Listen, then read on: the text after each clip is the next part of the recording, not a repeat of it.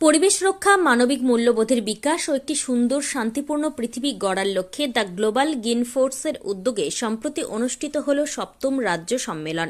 এছাড়া এখানকার প্রাকৃতিক পরিবেশে আজকের দিনটিকে স্মরণীয় করে রাখার জন্য একটি মাদার গাছ রোপণ করা হয়। আজকে এই সম্মেলন অসিত মুখার্জি, অভিক ঘোষ ও ডক্টর সুব্রত নায়কের আন্তরিক প্রচেষ্টায় অনুষ্ঠিত হল। রাজ্যের বিভিন্ন প্রান্ত থেকে আগত সদস্য, পরিবেশবিদ, সমাজকর্মী, শিক্ষক শিক্ষিকাদের সক্রিয় অংশগ্রহণে সম্মেলনটি এক প্রাণবন্ত ও ভাবনামূলক রূপ লাভ করে। সম্মেলনের সূচনা হয় বর্ণাঢ্য র্যালি, প্রদীপ প্রজ্বলন ও সংগঠনের পতাকা উত্তোলনের মাধ্যমে। উদ্বোধনী ভাষণে বিশিষ্ট অতিথিরা বলেন, বর্তমান বিশ্বে পরিবেশ দূষণ, জলবায়ু পরিবর্তন, প্রাকৃতিক সম্পদের অবক্ষয় ও সামাজিক অবক্ষয় মানব সভ্যতার জন্য বড় হুমকি হয়ে দাঁড়িয়েছে। এই সংকটময় পরিস্থিতিতে দ্য গ্লোবাল গ্রিনফোর্সের মতো সংগঠনের ভূমিকা অত্যন্ত গুরুত্বপূর্ণ। সম্মেলনে পরিবেশ সংরক্ষণ, বৃক্ষরোপণ, প্লাস্টিক বর্জন, জল সংরক্ষণ, আরাবল্লী পর্বত ধ্বংস হলে প্রকৃতির বুকে কি ক্ষতি, নারী ও শিশু অধিকার মতো গুরুত্বপূর্ণ বিষয় নিয়ে বিস্তারিত আলোচনা হয়। এই রাজ্য সম্মেলনে ভবিষ্যৎ কর্মপরিকল্পনা গ্রহণ করা হয়। এর মধ্যে রাজ্য জুড়ে বৃক্ষরোপণ অভিযান, পরিবেশ সচেতনতা শিবির, বিদ্যালয় ও মহাবিদ্যালয়ে কর্মশালা, স্বাস্থ্য ও সমাজ কল্যাণমূলক কর্মসূচি গ্রহণের সিদ্ধান্ত বিশেষভাবে উল্লেখযোগ্য। পাশাপাশি সংগঠনের বিভিন্ন স্তরের কর্মীদের মধ্যে দায়িত্ব বন্টন ও সমন্বয়ের ওপর গুরুত্ব আরোপ করা হয়। সম্মেলনের শেষ পর্বে সবাই একযোগে শপথ গ্রহণ করেন, ব্যক্তিগত জীবন থেকে শুরু করে সামাজিক পরিসরে পরিবেশ রক্ষা ও মানব কল্যাণে নিরলসভাবে কাজ করে যাওয়া। সার্বিকভাবে দ্য গ্লোবাল গ্রিনফোর্সের ৭ম রাজ্য সম্মেলন পরিবেশ সচেতনতা ও সামাজিক দায়বদ্ধতার বার্তা ছড়িয়ে দিতে এক গুরুত্বপূর্ণ ভূমিকা পালন করল।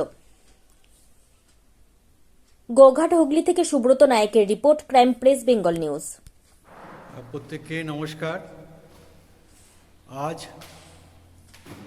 আমোদপুর, গোঘাট, হুগলিতে এক দূষণমুক্ত, সুস্থ, সুন্দর পরিবেশ গড়ার লক্ষ্যে ৭ম দ্য গ্লোবাল গ্রিনফোর্সের রাজ্য সম্মেলন অনুষ্ঠিত হয়ে গেল।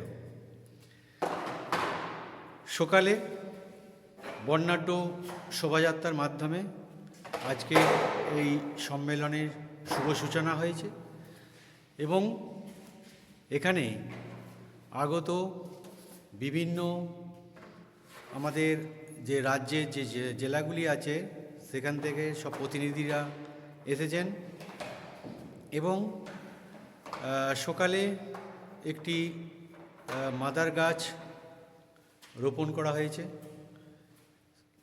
কারণ এই ৭ম সম্মেলনটাকে গাছ রোপণের মাধ্যমে স্মরণীয় করা হয়েছে।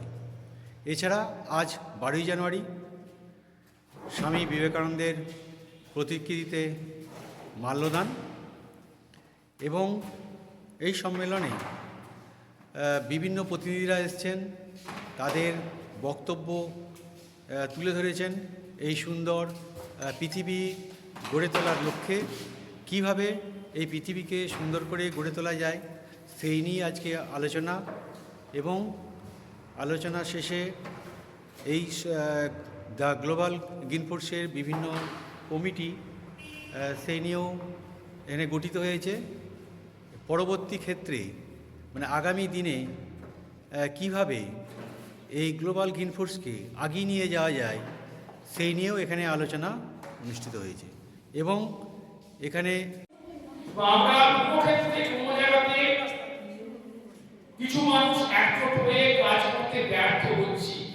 এইভাবে কিছু প্রয়াস হয়তো হচ্ছে, বিচ্ছিন্ন প্রয়াস হয়তো হচ্ছে, কিন্তু সমষ্টিগত প্রয়াসে বারবার আমরা ব্যর্থ হচ্ছি বলে আজকে এই কর্পোরেট শক্তি, পুঁজিবাদী শক্তি তাদের এইভাবে আগ্রাসনটাকে চালিয়ে যাচ্ছে। যদি তারা মনে করতে যে এভাবে তারা থাকবে, এটা হবে সর্বাগ্রে মধ্যে এই উপরে প্রকাশ পেতে যায়। আমাদের কিছুদিন আগে করোনা পর্বে আমরা দেখেছি যে গ্রামের প্রান্তিক নিম্নবর্গের মানুষের করোনা যদি ছুটিই পারে, স্পর্শই করতে পারে, কিন্তু যাদের প্রচুর পয়সা, অভাব পয়সা, শহরে সুখী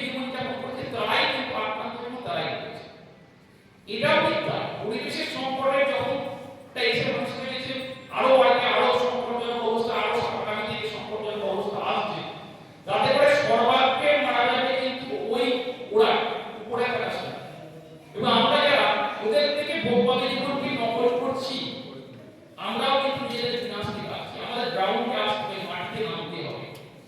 যে জীবনধারা আমরা এতদিন ধরে বহন করে এসেছিলাম সেই জীবনধারাতেই ফিরতে হবে। এছাড়া কিন্তু বাঁচার রাস্তা আমাদের কাছে খোলা নেই। যেখানে এই লড়াইটা আমরা দেখতে পাচ্ছি না সেখানে লুটুচি নিকোবর সে লুট হয়ে যাচ্ছে, আমরা জানি তার কথা বলেছি, কারণ সেখানে মানুষ, সেখানে সংখ্যাটা খুব সীমিত সংখ্যার মানুষ রয়েছে, তাদের উপর কি প্রভাব পড়বে।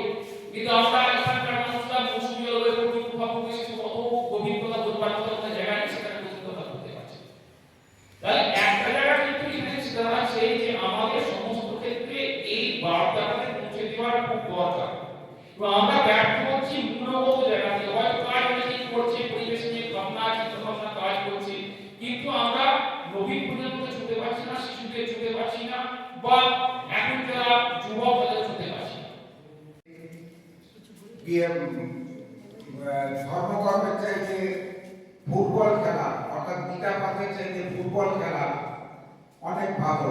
মানে তিনি মূলত স্বাস্থ্যের উপর জোর দিচ্ছেন, ধর্মকর্ম পরে হবে। It is better to play in the football ground for to go to heaven than to read the Gita. অর্থাৎ গীতা পাঠের চাইতেও মাঠে ফুটবল খেলার প্রয়োজনীয়তা অনেক বেশি। এই খেলাধুলাটা শুধু খেলাধুলা শরীরচর্চাই করে না, শরীরচর্চার উপযোগী হয় না, সে নিয়মানুবর্তিতা শেখায়, অর্থাৎ নিয়ম শৃঙ্খলা বজায় রেখে জীবনকে গড়ে তোলার কথা শেখায়। আর একটা কথা আমি না বলে পারছি না, কিভাবে মহান লোকেদের সঙ্গে অদ্ভুত রকমের মিল থাকে। আইনস্টাইন শিক্ষা সম্পর্কে বলেছিলেন যে education is not the learning of facts but the training of the mind to think। অর্থাৎ শিক্ষা শুধু জিনিসটাকে শিখে না আটা, সেটা সম্পর্কে চিন্তা শক্তি জাগ্রত করাটা হচ্ছে শিক্ষা। আবার বিবেকানন্দ বলেছেন education is the manifestation of perfection already in man. অর্থাৎ মানুষের মধ্যে যে পরিপূর্ণতা ছিল সেটার বহিঃপ্রকাশ। বহিঃপ্রকাশ কি আপনি ঘটবে? সেটার জন্য চিন্তা শক্তি বাড়াতে হবে শিশুদের, আর সেটার জন্য সমাজের শিক্ষকদের, মা বাবা সকলের দায়বদ্ধতা আছে।